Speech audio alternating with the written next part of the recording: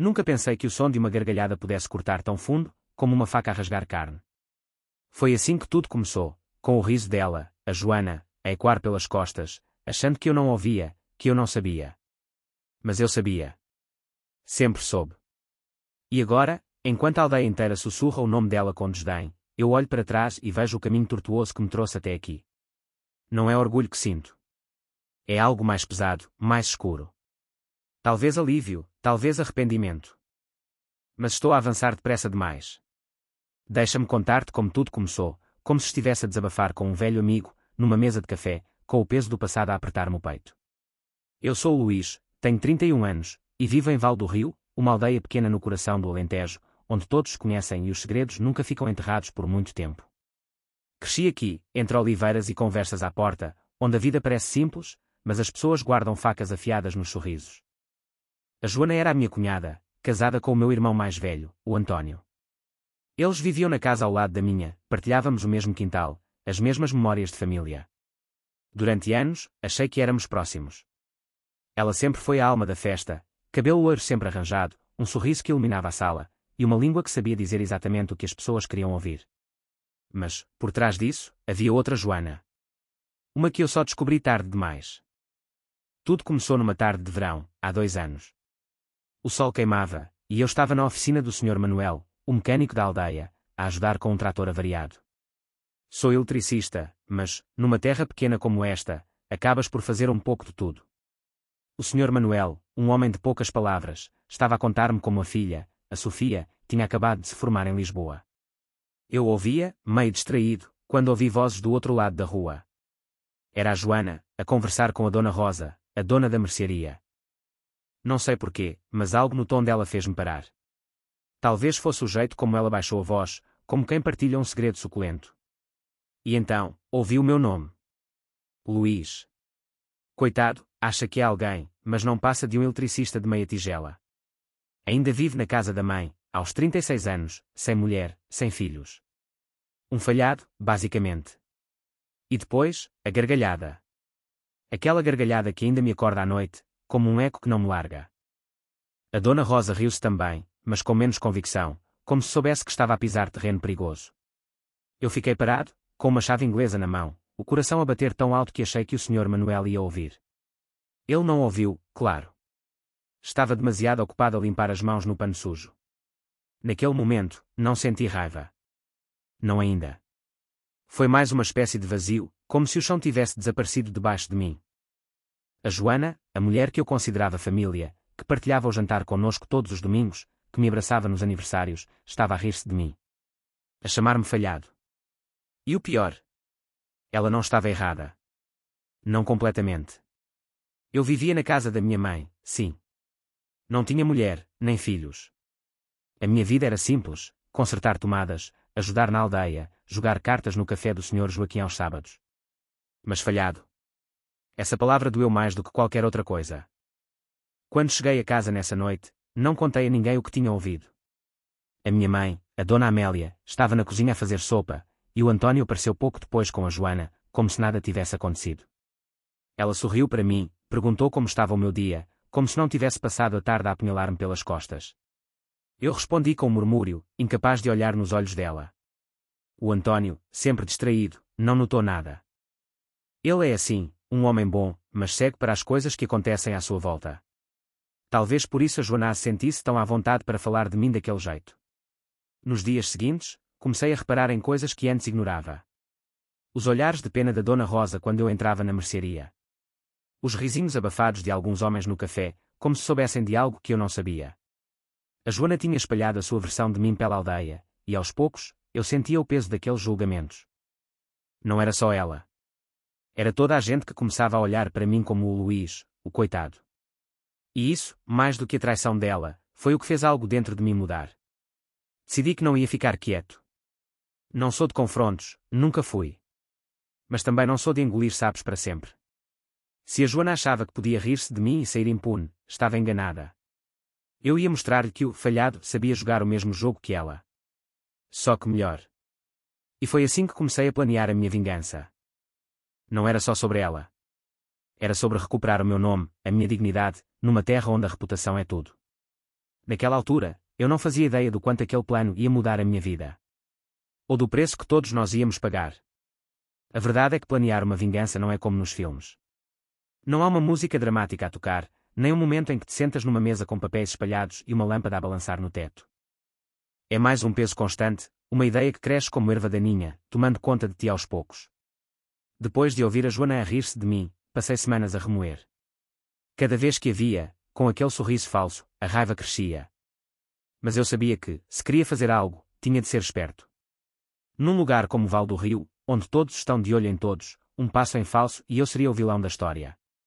Comecei a observar a Joana mais de perto. Não era difícil, já que vivíamos tão perto. Ela e o António tinham uma rotina previsível. Ele saía cedo para trabalhar na herdade do Sr. Francisco, e ela passava os dias entre a casa, a mercearia e as conversas com as vizinhas. Mas havia algo na Joana que sempre me intrigou, mesmo antes de tudo isto. Ela tinha um jeito de guardar segredos, de dizer meias verdades. Como quando falava do passado dela, antes de chegar à aldeia. Dizia que vinha de Évora, que tinha trabalhado numa loja de roupa, mas nunca entrava em detalhes. O António, apaixonado como era, nunca questionava. Mas eu comecei a fazê-lo. Uma noite, durante o jantar em casa da minha mãe, a Dona Amélia, a Joana deixou escapar algo que me ficou na cabeça. Estávamos a falar sobre o Festival da Aldeia, que acontece todos os anos em agosto. Ela mencionou, meio a brincar, que adorava dançar, mas que tinha deixado essas coisas quando se mudou para cá. O tom dela era leve, mas havia um peso nas palavras, como se estivesse a esconder algo. A minha mãe, sempre a tentar manter a paz, mudou de assunto, mas eu notei o olhar rápido que a Joana lançou ao António, como se quisesse ter a certeza de que ele não ia insistir na conversa. Foi aí que decidi começar a cavar. Se a Joana tinha segredos, eu ia encontrá-los. Não porque quisesse magoá-la de imediato, mas porque precisava de algo que a fizesse sentir o mesmo que eu senti, exposta, vulnerável. Comecei por coisas pequenas. Perguntei à Dona Rosa, com cuidado, se sabia algo sobre o passado da Joana em Évora. A Dona Rosa, que adora uma boa fofoca, disse que a Joana nunca falava muito, mas que uma vez mencionou um primo em Évora que a tinha ajudado quando ela passou por tempos difíceis. Que tempos seriam esses? Ninguém sabia. Depois, falei com o Sr. Joaquim, o dono do café, que conhece toda a gente na região. Ele lembrou-se de uma história vaga sobre uma mulher loira que trabalhava numa loja em Évora, mas que tinha saído de lá de repente, depois de uns problemas com o patrão.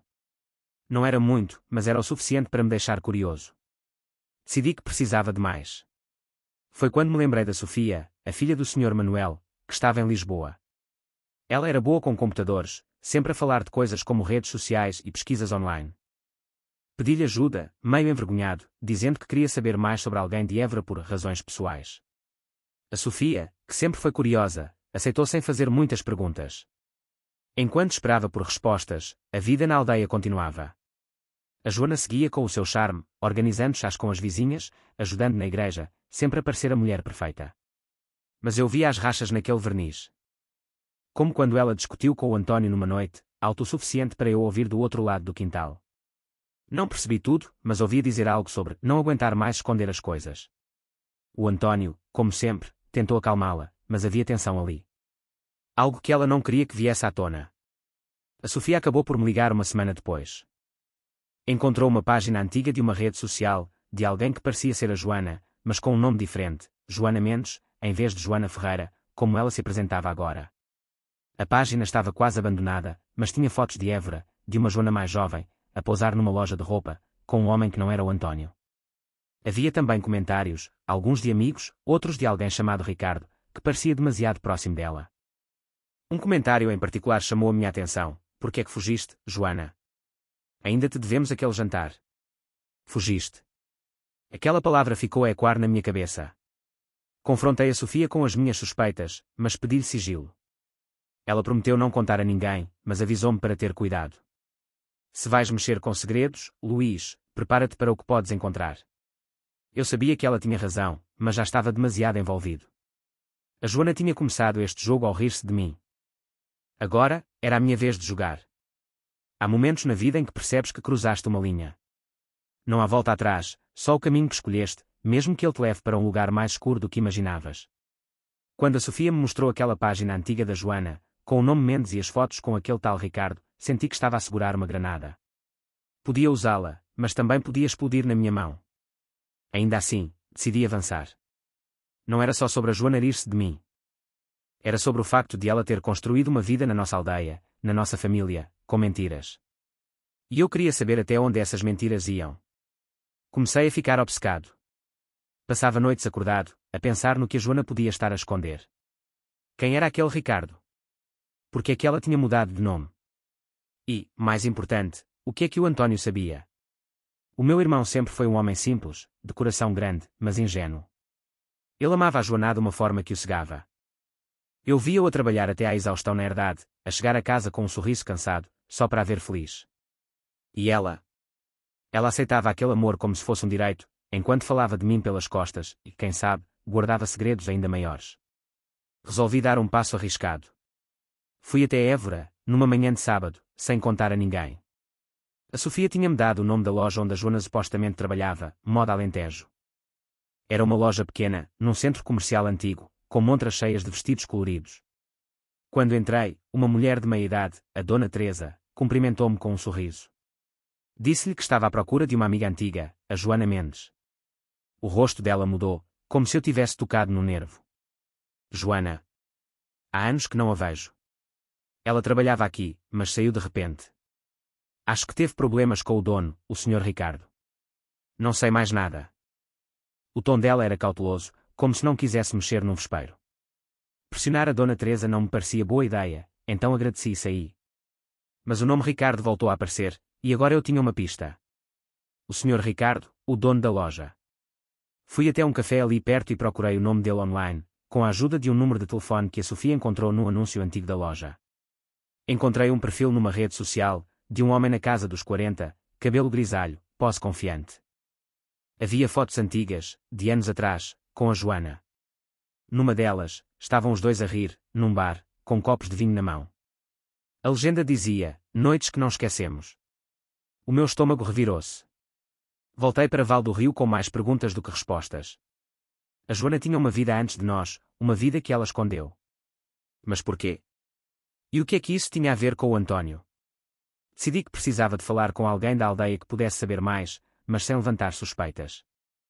Escolhi o Padre Miguel, o pároco da nossa igreja. Ele conhecia toda a gente e tinha o dom de ouvir sem julgar. Fui à igreja numa tarde calma, fingindo que precisava de conselhos sobre assuntos de família. Contei-lhe, com cuidado, que estava preocupado com o António e a Joana, que achava que ela podia estar a esconder algo. O Padre Miguel ouviu em silêncio, depois suspirou. Luís, às vezes, as pessoas trazem fardos do passado. A Joana confessou-me coisas, há uns anos, mas eu não posso partilhar. Só te digo para teres cuidado. A verdade pode libertar, mas também pode destruir. Aquela conversa só me deixou mais inquieto. O Padre Miguel sabia de algo, mas não ia contar. E eu não podia confrontar a Joana diretamente, não sem provas concretas. Foi quando me lembrei do festival da aldeia, que estava a chegar. Era a altura perfeita para fazer algo. Toda a gente estaria lá, a rir, a dançar, a beber. Se a Joana tinha segredos, talvez relaxasse o suficiente para deixar escapar alguma coisa.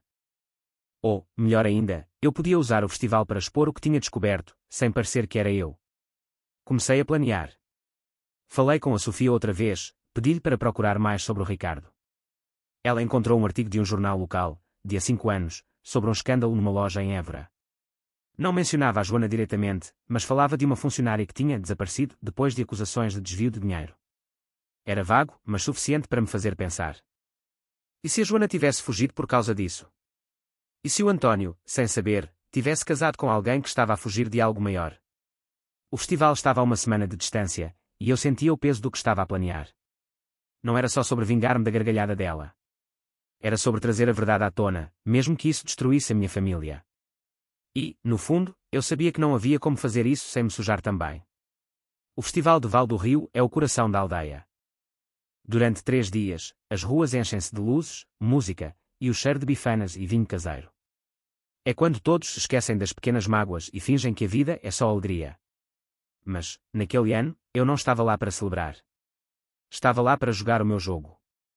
A Joana ia estar no centro de tudo, como sempre, a dançar, a rir, a encantar toda a gente. E eu ia usar isso contra ela. Na semana antes do festival, passei os dias a reunir tudo o que tinha descoberto.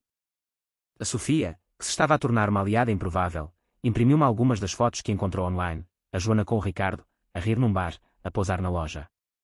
Também tinha o artigo do jornal sobre o escândalo em Évora. Não era uma prova concreta, mas era o suficiente para levantar dúvidas. E, numa aldeia como a nossa, dúvidas são como fogo, espalham-se rápido e queimam tudo. O meu plano era simples, mas arriscado. Ia espalhar essas informações durante o festival, de forma anónima, para que a Joana sentisse o mesmo que eu senti, o peso dos olhares, dos sussurros, da humilhação. Na primeira noite do festival, a praça estava cheia. Havia uma banda a tocar fado, e as pessoas dançavam ou conversavam em grupos. A Joana estava no seu elemento, com um vestido vermelho que chamava a atenção de todos. O António estava ao lado dela, orgulhoso, mas notei que ele parecia mais cansado do que o habitual. Talvez a tensão entre eles estivesse a crescer. A minha mãe, a Dona Amélia, estava numa mesa com a Dona Rosa e outras senhoras, a falar sobre as colheitas. Eu fiquei na sombra, a observar, com um nó no estômago. Decidi começar devagar. Durante a noite, deixei algumas cópias do artigo do jornal em sítios estratégicos, na mesa do café do Sr. Joaquim, no balcão da barraca de bebidas, até no banco da igreja, onde sabia que as pessoas iam reparar. Não assinei nada, claro. Só queria que as pessoas lessem e começassem a fazer perguntas. E fizeram. Na manhã seguinte, ouvi a Dona Rosa a comentar com a Dona Teresa, que tinha vindo de Évora para o festival, sobre uma história estranha que tinha lido. Parece que alguém da aldeia tem um passado escondido, disse ela, com um olhar que não enganava. A semente estava plantada. Mas eu sabia que precisava de mais. No segundo dia do festival, resolvi ser mais ousado. Pedi à Sofia para me ajudar a projetar uma das fotos da Joana com o Ricardo no ecrã grande que usavam para mostrar vídeos durante o festival. Ela hesitou, disse que era arriscado, mas acabou por ceder. Se vais fazer isto, Luís, faz direito. Mas não te esqueças que estás a brincar com fogo. A Sofia tinha razão, mas eu já não conseguia parar. Naquela noite, enquanto a banda tocava uma música animada, a foto apareceu no ecrã, durante uns breves segundos. A Joana, jovem, a rir com o Ricardo, com a legenda Noites que não esquecemos. A multidão ficou em silêncio por um instante, antes de os murmúrios começarem. Vi a Joana parar de dançar, o rosto dela a perder a cor. O António, ao lado, franziu o sobrolho, confuso. Alguém gritou, meio a brincar, quem é esse, Joana? E a multidão riu. Mas o riso não era amigável. Era o tipo de riso que corta. Ela tentou disfarçar, puxou o António para dançar, mas ele estava rígido, a olhar para o ecrã, que já tinha mudado para um vídeo da aldeia. Eu fiquei na sombra, o coração a bater tão forte que achei que ia explodir. Tinha funcionado. A aldeia estava a falar, a questionar. Mas, no fundo, eu sabia que não era o fim. A Joana não era de baixar os braços. E o António, o meu irmão, estava no meio disto tudo, sem saber que eu era o responsável. Naquela noite, quando voltei para casa, a minha mãe estava à minha espera na cozinha. Luís, o que é que está a acontecer? As pessoas não param de falar da Joana. E o António está estranho. O tom dela era de preocupação, mas também de suspeita. Ela conhecia-me demasiado bem. Eu desviei o olhar, disse que não sabia de nada. Mas, no fundo, sentia o peso do que tinha feito. E sabia que ainda não tinha acabado. A vingança tem um sabor agridoce. Quando planeei expor a Joana no festival, achei que ia sentir uma espécie de vitória, como se tivesse recuperado a minha dignidade. Mas, na manhã seguinte àquele momento no ecrã, tudo o que sentia era um vazio. A aldeia estava a fervilhar com rumores, e a Joana, pela primeira vez, parecia vulnerável. Mas o António, o meu irmão, estava a sofrer. E isso não fazia parte do plano. No terceiro dia do festival, a tensão era palpável. A Joana apareceu na praça, mas já não tinha o brilho de sempre. O vestido vermelho foi substituído por uma roupa discreta, e ela mantinha-se perto do António, como se precisasse de proteção. As pessoas olhavam e cochichavam. A Dona Rosa, que nunca perdia uma oportunidade, já tinha espalhado a história do artigo do jornal para meio mundo. O Sr. Joaquim, no café, perguntou-me diretamente, Luís, sabes alguma coisa disto? Parece que a tua cunhada tem segredos. Eu encolhi os ombros, fingi desinteresse, mas o meu estômago revirava-se. Tinha começado isto, mas agora não controlava para onde há. O António veio ter comigo à hora de almoço, enquanto eu ajudava a montar as mesas para o banquete do festival. Ele estava diferente, com olheiras fundas e um peso nos ombros que eu nunca tinha visto. Luís, preciso de falar contigo, disse ele, com a voz rouca. Sentámo-nos num banco ao lado da igreja, longe da confusão. Ele não olhou para mim enquanto falava. A Joana está estranha. Disse-me que o homem daquela foto é só um amigo de Évora, mas, não sei. Sinto que ela não me está a contar tudo. E agora toda a aldeia está a falar. O que é que eu faço? O meu coração apertou-se. O António não merecia isto. Ele era o meu irmão, o homem que me defendia quando éramos miúdos, que me emprestava dinheiro quando eu estava apertado, que nunca me julgou por ainda viver com a nossa mãe. E agora, por minha causa, ele estava a duvidar da mulher que amava. Uma parte de mim quis contar-lhe tudo, confessar que eu tinha espalhado as fotos, os artigos, que eu era o responsável pelos sussurros. Mas outra parte, a mais escura, disse-me para ficar calado. A Joana tinha começado isto. Ela é que tinha mentido, que me tinha humilhado. Ela é que merecia pagar. Não respondi logo. Em vez disso, pus a mão no ombro dele e disse: Mano, fala com ela. Pede a verdade. Se ela te ama, vai ser honesta. Era um conselho vazio, mas era o que eu conseguia dizer sem me trair. Ele assentiu, mas vi nos olhos dele que estava perdido. E eu, mesmo sendo o responsável, sentia-me tão perdido quanto ele. Naquela noite, o festival acabou com um baile. A Joana tentou manter as aparências, dançou com o António, sorriu para as pessoas. Mas os olhares estavam lá, os murmúrios não paravam. E então, aconteceu algo que eu não esperava. A Dona Teresa, a mulher da loja em Évora, apareceu no festival. Não sei quem a convidou, mas lá estava ela, a conversar com a Dona Rosa. Quando viu a Joana, o rosto dela endureceu. Não sei o que disseram uma à outra, mas vi a Joana afastar-se rapidamente, com o António atrás. Foi quando percebi que o meu plano estava a ir longe demais. A Dona Teresa sabia algo, e se ela falasse, a verdade podia ser mais devastadora do que eu imaginava. Voltei para casa com a cabeça a mil. A minha mãe estava na sala, a cozer, e olhou para mim com aquele olhar que só as mães têm. Luís, o que é que fizeste? Perguntou ela, sem rodeios. Fiquei gelado. Como é que ela sabia? Tentei negar, mas ela abanou a cabeça. Eu conheço-te, meu filho. Tu estás metido nisto. E o teu irmão está a sofrer. Para com isto, antes que seja tarde demais. As palavras dela foram como um murro. Mas já era tarde. A roda estava a girar, e eu não sabia como pará-la. Naquela noite, recebi uma mensagem da Sofia.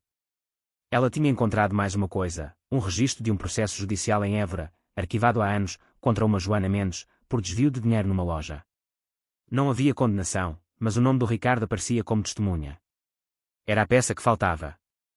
E agora, eu tinha de decidir, ia usar isto para destruir a Joana de vez, ou ia parar antes que a minha família se desmoronasse. Há um momento em que percebes que a vingança não é só sobre a outra pessoa. É sobre ti também. Sobre o que estás disposto a sacrificar, sobre o que te torna igual àquilo que odeias. Quando recebi a mensagem da Sofia com o registro do processo judicial, senti um frio na espinha. Era a arma que eu queria, a prova que podia acabar com a Joana. Mas também era uma bomba que ia explodir na minha família, no António, na minha mãe. E, no fundo, em mim. Passei dias a pensar no que fazer. A aldeia não parava de falar. A história da Joana e do misterioso Ricardo tinha-se espalhado como fogo numa seara seca. As pessoas já não olhavam para ela com admiração, mas com desconfiança. Até a Dona Amélia, a minha mãe, começou a evitar a Joana, algo que nunca tinha acontecido. O António, coitado, estava cada vez mais calado. Via-o a chegar à casa da herdade, com o rosto fechado, e a Joana já não aparecia tanto nos jantares de família. O plano estava a funcionar, mas a que custo? Resolvi confrontar a Joana. Não com tudo o que sabia, mas o suficiente para abalar. Escolhi uma tarde em que o António estava a trabalhar. Fui até à casa deles, bati à porta. Ela abriu, com um ar cansado, sem o sorriso falso de sempre. Luís. O que queres? Perguntou, com um tom que misturava surpresa e receio. Convidei-me a entrar, sentei-me à mesa da cozinha e fui direto ao ponto. Joana, sei que não és quem dizes ser. Quem é o Ricardo? E por que é que fugiste de Évora? O rosto dela ficou branco como cal. Por um momento, achei que ia desmaiar. Mas depois, ela endireitou-se, cruzou os braços e disse: Não sei do que estás a falar, Luís. Se tens alguma coisa contra mim, diz na cara do António. Era um bluff, claro. Ela estava a tentar ganhar tempo. Mas eu não ia ceder. Não preciso do António para isto. A aldeia já está a falar. E se eu contar o que sei, não vai ser só conversa de café. Foi a primeira vez que vi medo nos olhos dela. Não raiva, não desprezo. Medo. Ela tentou mudar de tática, suavizou a voz. Luís, por que é que estás a fazer isto? Somos família. Se ouvi alguma coisa que te magoou, peço desculpa. Mas não faças isto ao António. Aquela tentativa de me amolecer só me deixou mais furioso. Ela ainda achava que podia manipular a situação, como fazia com toda a gente. Levantei-me, disse apenas, tens até ao fim da semana para contar a verdade ao António. Ou eu conto. E saí. Naquela noite, não consegui dormir. As palavras da minha mãe ecoavam na minha cabeça, para com isto, antes que seja tarde demais. Mas já era tarde. A Joana não ia contar nada, eu sabia. E eu não ia parar. No dia seguinte, encontrei-me com a Sofia no café do Sr. Joaquim. Ela estava nervosa, disse que a Dona Teresa, a mulher da loja em Évora, tinha falado com mais pessoas no festival. Contou que a Joana tinha sido despedida por irregularidades, e que o Ricardo, o dono, nunca mais quis falar dela. A Sofia olhou para mim e perguntou, Luís, tens a certeza de que queres ir até ao fim? Isto vai magoar o António. E a tua mãe? Eu sabia que ela tinha razão, mas a raiva ainda era mais forte. Disse-lhe para imprimir o registro do processo judicial e deixar cópias em sítios onde as pessoas iam ver, no café, na mercearia, na igreja. Queria que a Joana sentisse o peso de ser julgada, como eu senti quando ela se riu de mim. A Sofia hesitou, mas acabou por concordar. Faço isto, mas é a última vez que te ajudo nisto, Luís. Depois, estás por tua conta. No dia seguinte, as cópias apareceram. E a aldeia explodiu. As pessoas liam o registro, sussurravam o nome da Joana, apontavam quando ela passava. A Dona Rosa, sempre a primeira a espalhar novidades, disse a toda a gente que a Joana era uma ladra que tinha fugido de Évora. Não era bem verdade, mas a verdade já não importava. A história tinha tomado vida própria. E eu, no meio disto tudo, sentia-me ao mesmo tempo vitorioso e vazio. Tinha conseguido o que queria. A Joana estava a pagar. Mas o António, a minha mãe, a nossa família, todos estavam a pagar também. O fim de uma vingança não é como o fim de um livro. Não há um capítulo final onde tudo se resolve e as pessoas seguem em frente. Na vida real, as coisas ficam desarrumadas, partidas, e tu ficas a olhar para os cacos, a perguntar-te se valeu a pena. Depois de espalhar o registro do processo judicial, a aldeia virou-se contra a Joana. Ela já não era a mulher encantadora que organizava chás e ajudava na igreja. Era a ladra de Évora, a mulher que tinha enganado toda a gente, incluindo o António. Mas o que eu não esperei foi o quanto isso ia custar a todos nós. Na manhã seguinte àquele dia caótico, o António veio ter comigo. Estava irreconhecível, os olhos vermelhos, a voz tremida. Luís, ela foi-se embora, disse ele, quase num sussurro. A Joana fez as malas e saiu de casa ontem à noite. Deixou-me uma carta, disse que não aguentava mais a vergonha. Que era tudo verdade, mas que não era como as pessoas pensavam. Ele entregou-me a carta, amassada, como se a tivesse lido 1000 vezes. Li-a ali mesmo, com ele à minha frente. Na carta, a Joana admitia que tinha trabalhado na loja em Évora, que se tinha envolvido com o Ricardo, o dono, e que as coisas tinham corrido mal. Não havia detalhes sobre o dinheiro, mas ela dizia que nunca tinha roubado nada, que tinha sido acusada injustamente e que fugiu para evitar mais humilhação. Conheceu o António pouco depois, apaixonou-se, e quis começar de novo em Val do Rio. Amei-te, António, mas não posso viver onde todos me odeiam, escreveu ela. Perdoa-me por não te contar tudo. O António olhou para mim, à espera de uma resposta. Eu não sabia o que dizer. Era a primeira vez que via o meu irmão assim, tão quebrado. E a culpa era minha. Não toda, mas uma grande parte. Mano, eu não sabia que ia acabar assim, murmurei, mas ele abanou a cabeça. Luís, toda a gente diz que foste tu. A Dona Rosa, o Sr. Joaquim, dizem que foste tu que espalhaste as coisas sobre a Joana.